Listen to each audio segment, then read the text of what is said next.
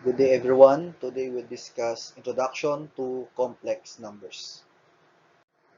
Introduction. In solving the quadratic equation x squared plus 2x plus 5 is equal to 0, we arrive with the result that x is equal to negative 1 plus or minus square root of negative 4. But since we can write negative 4 as negative 1 times 2 times 2, we might say that x is equal to negative 1 plus or minus 2 times square root of negative 1. But we can go no further since no real number has a square root of negative 1. So in order to make progress, we introduce a quantity j that is called the imaginary unit, which obey the following rule, in which j squared is equal to negative 1. And then, the solutions of the quadratic equation above can be written as x is equal to negative 1 plus or minus j2. Complex number.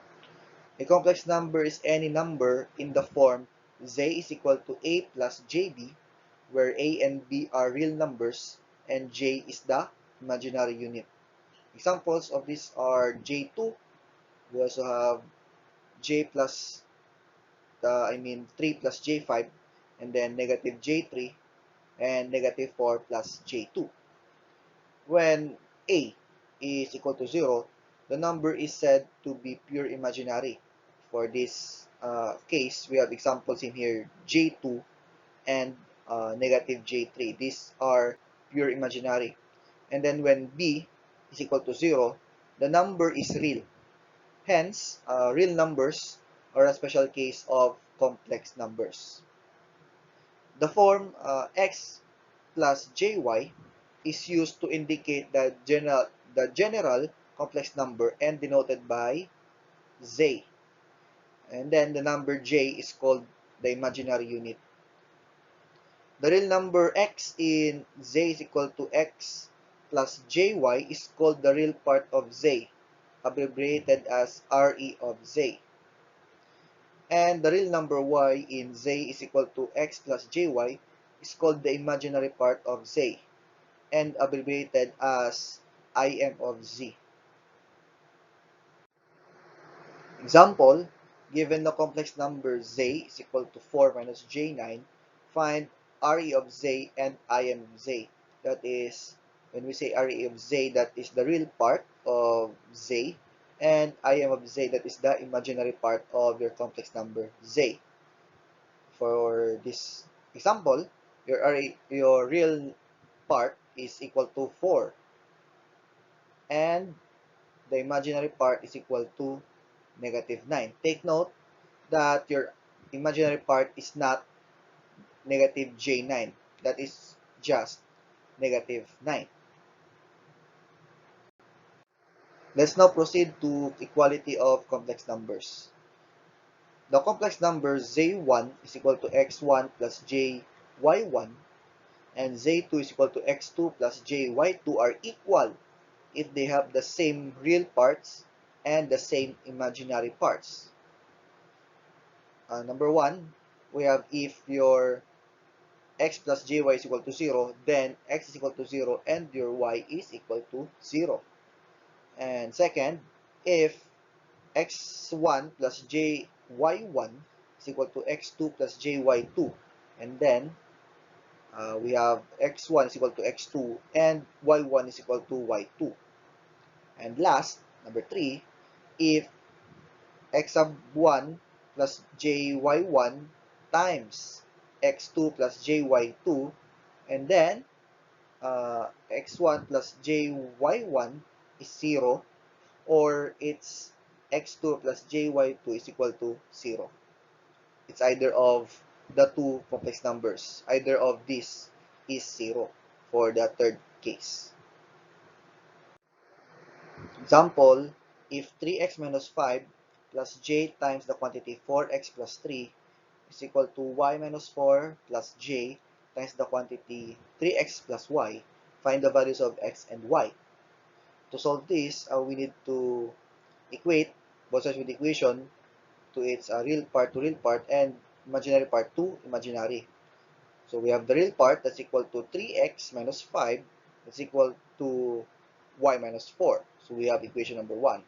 And then for the imaginary, we have 4x plus 3 and that's equal to 3x plus y. This is now equation number 2.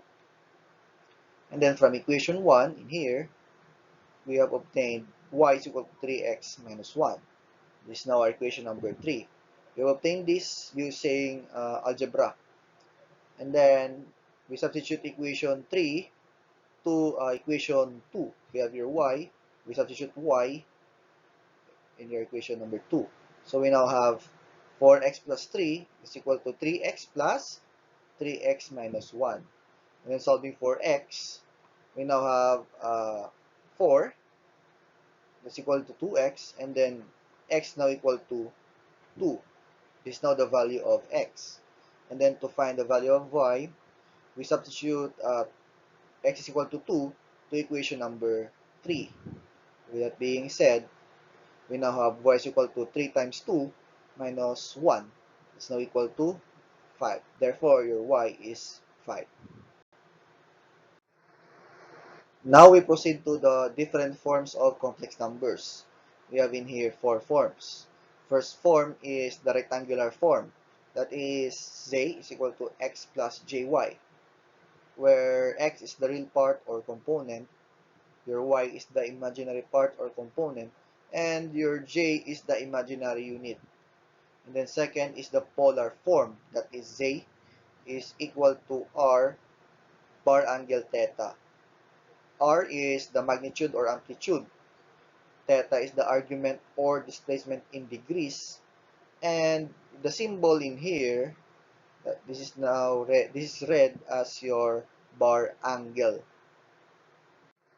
Next form is trigonometric form. We have z is equal to r times the quantity cosine theta plus j sine theta, or that is r c j s theta, derived from these letters in here, or that is r cis theta, since j in some books that is I, where r is again the magnitude or amplitude, and your theta is the argument or displacement in degrees. And then last form is the exponential form. We have z is equal to r e raised to positive negative j theta. Take note that your theta in here, that is the argument or displacement in radians. The J operator. The J operator is an operator used to indicate the counterclockwise rotation of a vector through 90 degrees. We have in here the powers of J. J, from the definition, is equal to square root of negative 1. And then J squared, that is now equal to negative 1. And J cubed is equal to, using laws of exponents, we now have J squared times J. Then we know that J squared is equal to negative 1. So we have negative 1 times your J, that is now equal to negative J. And then the next one, we have J raised to the 4th power is equal to J squared squared. So we know again, J squared is negative 1. So negative 1 squared, that is now equal to 1. And then J to the 5th, that is now J to the 4th times J. And then we know that your J to the 4th power is 1. So 1 times J, that's equal to J.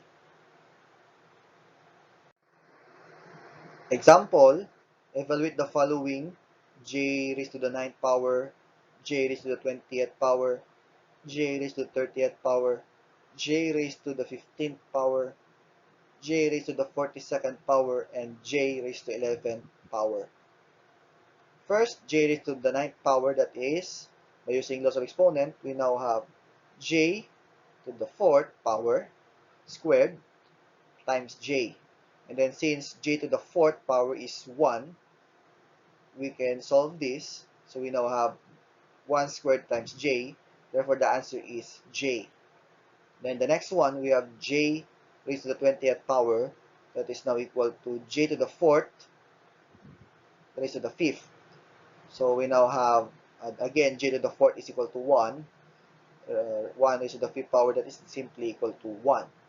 And then j raised to 30 power, that is now equal to j to the 4th power raised to 7 times j squared. Again, j to the 4th is 1, and then j squared is equal to negative 1. So we now have 1 times negative 1, that's equal to negative 1. Then next, j raised to 15th power, that's now equal to j to the 4th raised to 3 times j to the j cube. It's now equal to 1. Again, j to the 4th is 1 cube. And then j cube is equal to negative j, as we have said earlier. So that's now equal to negative j. And then second to the last, we have j raised to the 42nd power. So we now have j to the 4th raised to 10. And then we have j squared. Again, j to the 4th, 1 raised to 10 times your j squared, which is negative 1. So our answer is negative 1. And last, we now have j raised to 11. That's now equal to j to the 4th power squared j cubed. Okay? Again, j to the 4th is 1 and j cubed is negative j. Our answer is negative j. So that ends our discussion for the lesson on the introduction to complex numbers. Thank you.